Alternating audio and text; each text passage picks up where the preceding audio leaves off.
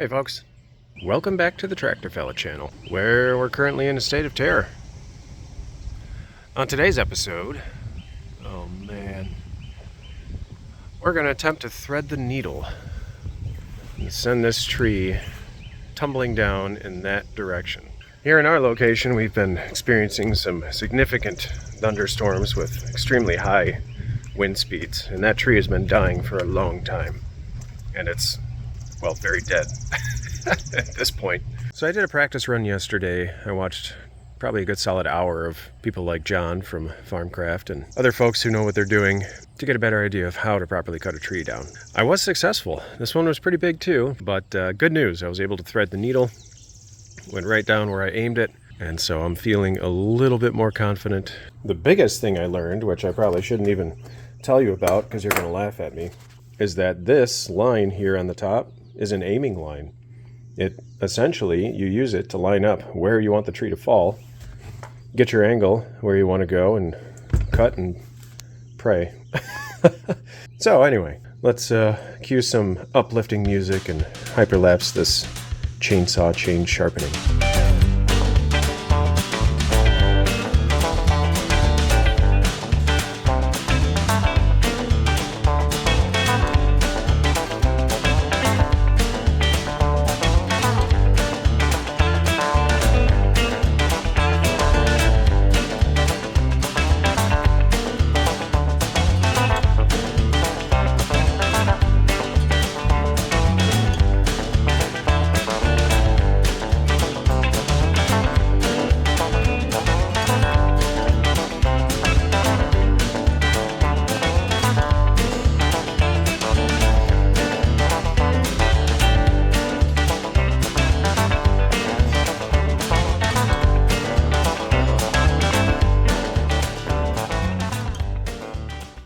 Now that we're all sharpened and ready to cut, I'm going to use a rope on this tree. Although it's pretty much straight up and down, it kind of has a curve the opposite direction right at the base.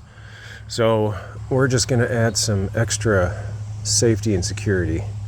Make sure it doesn't decide to go the wrong direction. So I don't have the special bean bag that you're supposed to have. So I'm going to use an extra special and ultra safe big chunk of brass. We'll see if we can get it up there.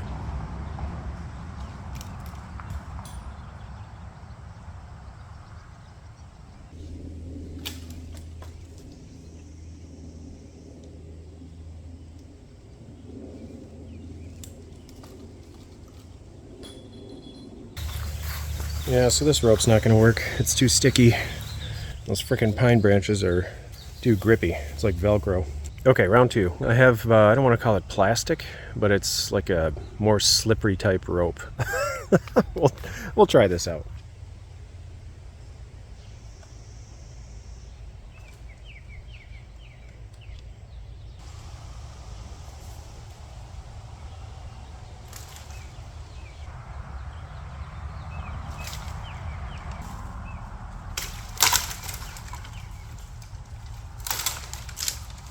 So here's the scoop.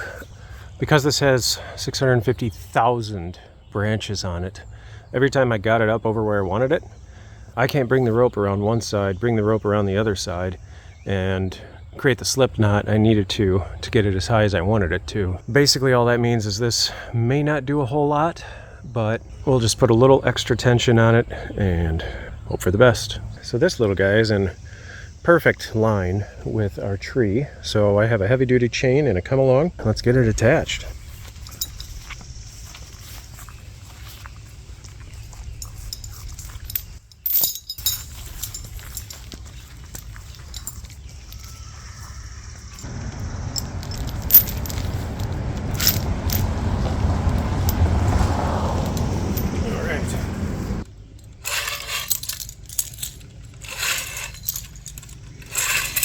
I have like a quick release nut over here. I don't know the official name for it, but super strong until you pull on the other side and then it lets go. I think we're ready to cut. Okay, it's time. So I'm probably not going to do a whole lot of talking for this next scene because I'm going to do a lot of concentrating. You're going to see me look down the black line on the saw and line up my cut, and I'm going to cut my angle first. and then work on the back cut. And as I'm doing the back cut, I have a couple of wedges. They're not like the plastic actual tree cutting wedges. They're these babies here. These are solid oak. Came from a post I used in our house, and they just happen to be nice little angles. So wish me luck.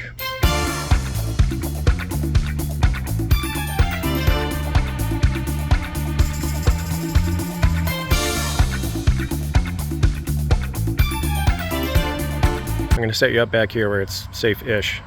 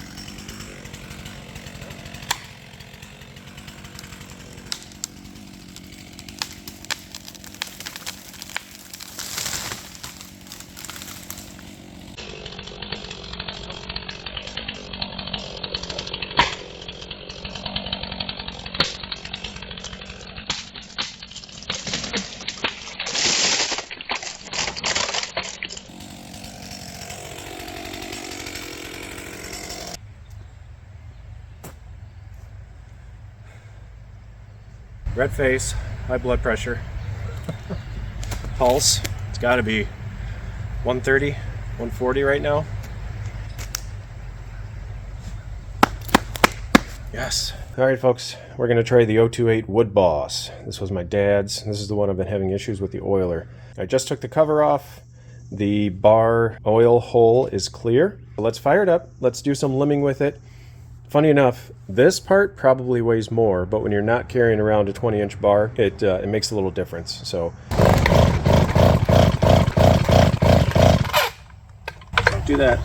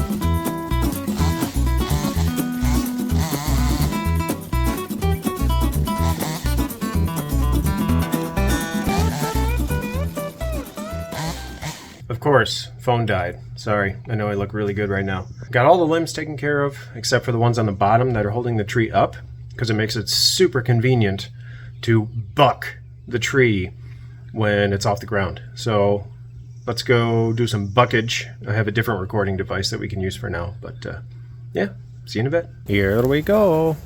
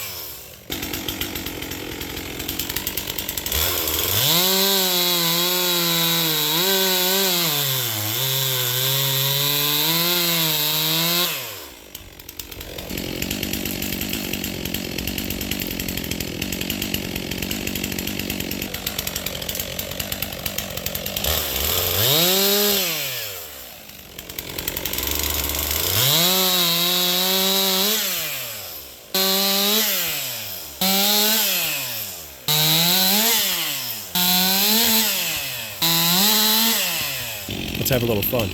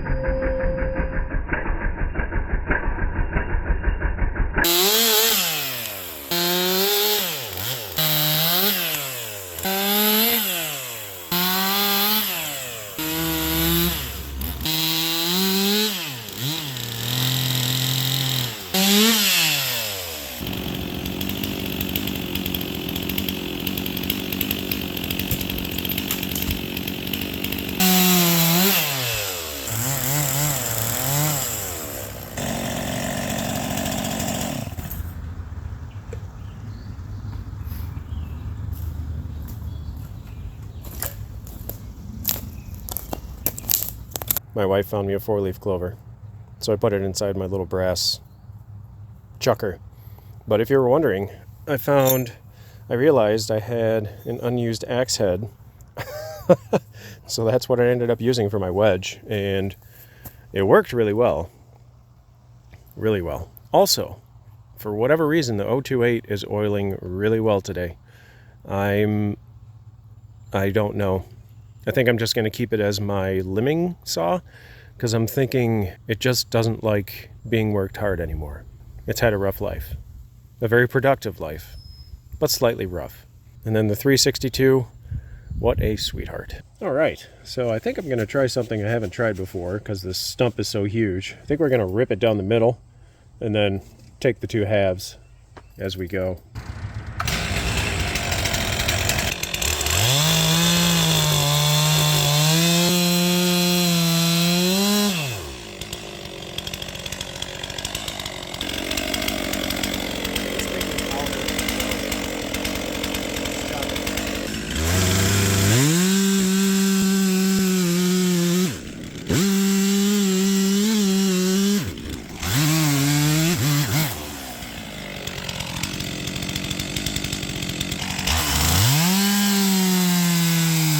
Well, what do you know? Ran out of memory.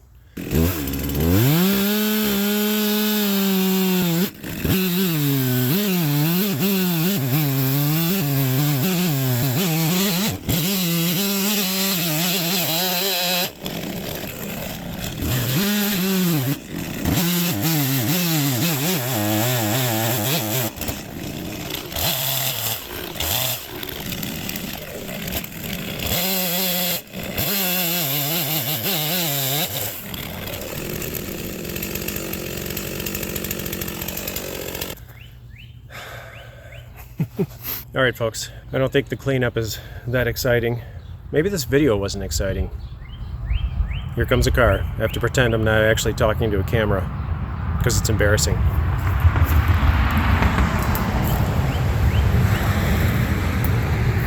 Success. I've been hoping to get the generator video out. I just haven't had time at all. Taking down a couple of trees and, needing a bacchiotomy or perhaps a bacchiectomy. Got the Sassy Massey going to work over here. Yeah, hopefully in the next hour or more, we'll have everything cleaned up.